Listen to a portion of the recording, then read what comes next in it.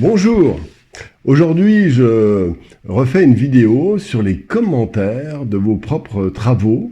Là aujourd'hui c'est pastel. Je pense qu'il est important de faire des commentaires parce que c'est un des meilleurs moyens c'est les TP en fait, d'expérimenter, d'observer dans le détail, dans ce que vous faites, comment on peut éventuellement améliorer, des petites astuces. Voilà, ce serait plus facile de le montrer de cette manière. Alors aujourd'hui c'est pastel et donc il y a donc deux nuages qui sont à la suite de la formation nuage que j'ai faite. Donc il y a Daniel, mon ami Daniel que je salue, et Chris aussi qui va venir après. Donc je leur ai promis de faire ces commentaires. Alors là nous sommes face à un nuage un peu particulier. Il est assez presque surréaliste. D'une certaine manière un peu romantique, c'est-à-dire des nuages comme on aurait pu voir dans des grandes toiles du 19e siècle, avec le caractère un peu dramatique des contrastes. Eh bien, je le trouve très bien. Là, je le trouve très dynamique sur l'ensemble, la vision générale, la compréhension des différents volumes, des couleurs, des contrastes sont, à mon sens, excellents. Il y a vraiment pas grand-chose à dire. Daniel travaille habituellement à la peinture acrylique et au couteau sur beaucoup d'effets de matière. Au pastel, il est obligé d'être plus sage. Mais malgré tout, on sent bien l'organisation, la structure du tableau est bien. Par exemple, on sent la présence de ces nuages blancs qui avancent dessus ou qui sont qui grignotent le nuage foncé. Les lumières claires. Alors, il y aurait des nuances plus subtiles peut-être à apporter parce qu'on n'a pas, toujours. Un exemple. Là, ce nuage qui est un petit peu éclaté. On sent bien une espèce de fibre, comme si c'était de la fibre, hein, une sorte de fibre cotonneuse, mais ouverte, quoi. Je sais pas, un peu une taille de fer quelque part. Et c'est vrai qu'il y a des nuages qui sont comme ça. Là, c'est bien rendu, c'est assez net. Ces nuages clairs ont un bel équilibre de clair-obscur. Là aussi, par contre, je suis un petit peu plus réservé ici. On ne sent pas la même légèreté qu'il y a ici. Voilà. Non, il y a peu d'erreurs, je dirais, donc c'est très bien. Je dirais simplement, petite astuce, il est quand même utile, quand on fait ça, de marquer la terre. Ça peut être utile quand c'est un exercice, parce que la terre, ou la mer, va jouer un rôle d'équilibrant, d'une part, et va donner un des ingrédients de la hiérarchie des valeurs. Voilà. Donc le ciel qui va devenir plus léger quand on met la terre, tout simplement. Mais cela dit, je trouve que c'est très bien. Voilà. Surtout les couleurs sont parfaitement dosées. Voilà. Alors maintenant nous allons revenir. Voilà l'étude de Chris, je trouve bien réussi sur certains plans. C'est pareil, les couleurs sont bonnes, bien qu'elles soient trop faibles. Je me permets de montrer celui que j'ai fait, pardon. Voilà le modèle que je m'étais proposé de montrer. C'était une étude rapide du ciel. J'ai mis beaucoup de contrastes de couleurs et de valeurs. Voilà, c'était le but, c'était un crowbar, je dirais presque une pochade de mise en place. Alors que, je dirais, la Chris a choisi des gammes de couleurs beaucoup plus légères. Les couleurs sont très douces, on reste quasiment dans les gris.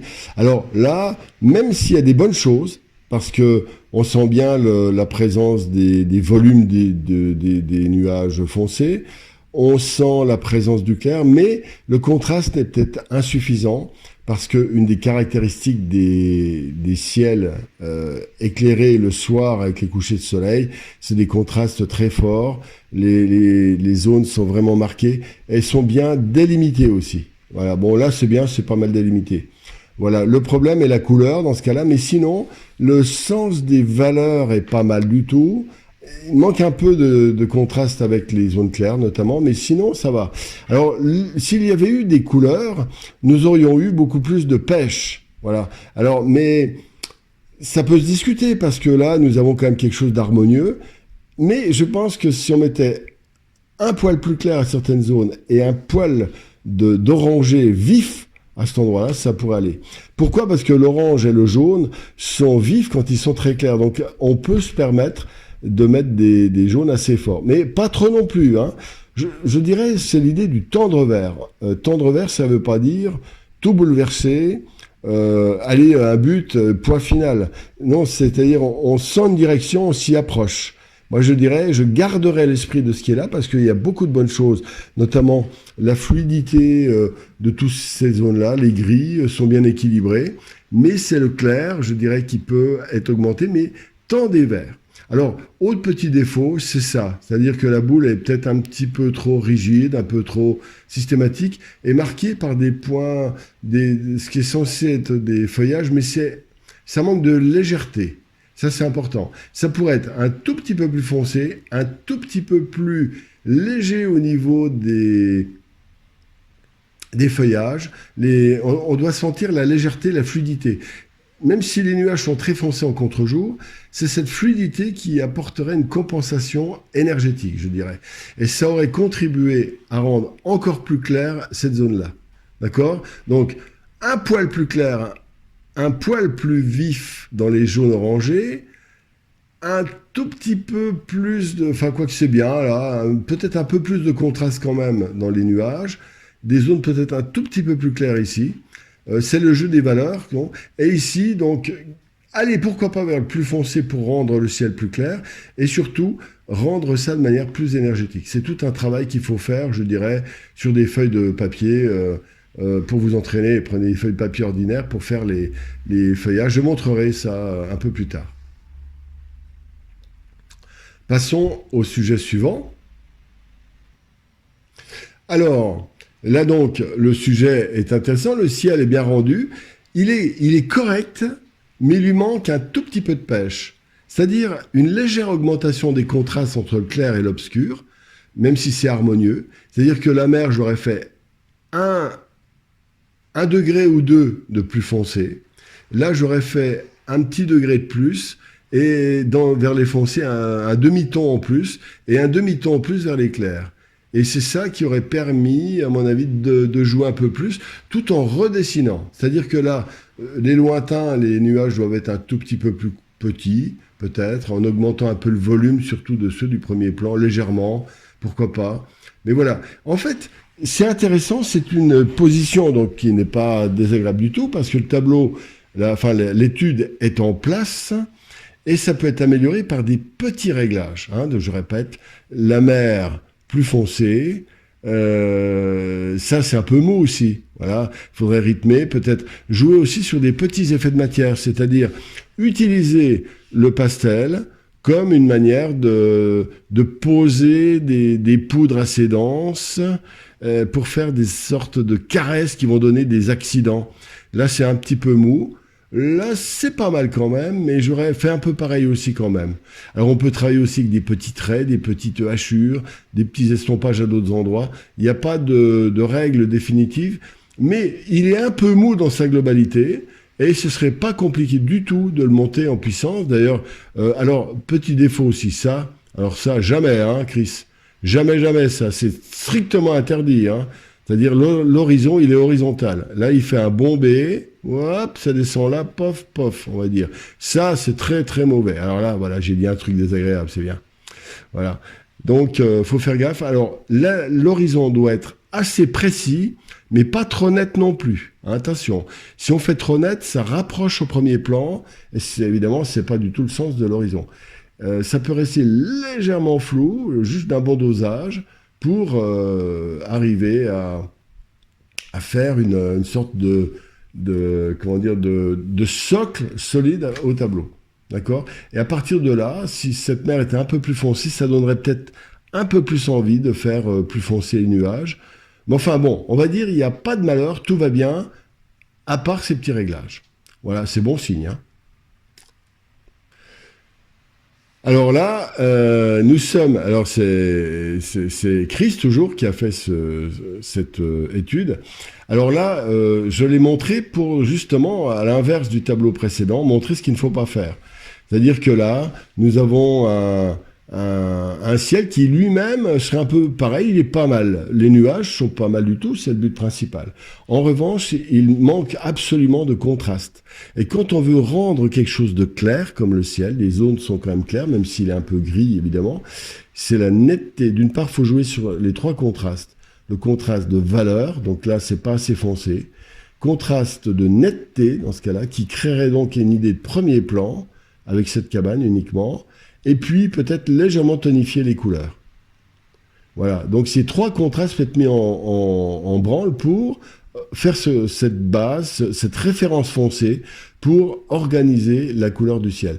Le ciel lui-même peut avoir un tout petit peu plus de contraste à ce niveau-là, mais pas trop. Le ciel lui-même, si avec lui, il serait pas si mal du tout, hein, il n'y a pas de problème.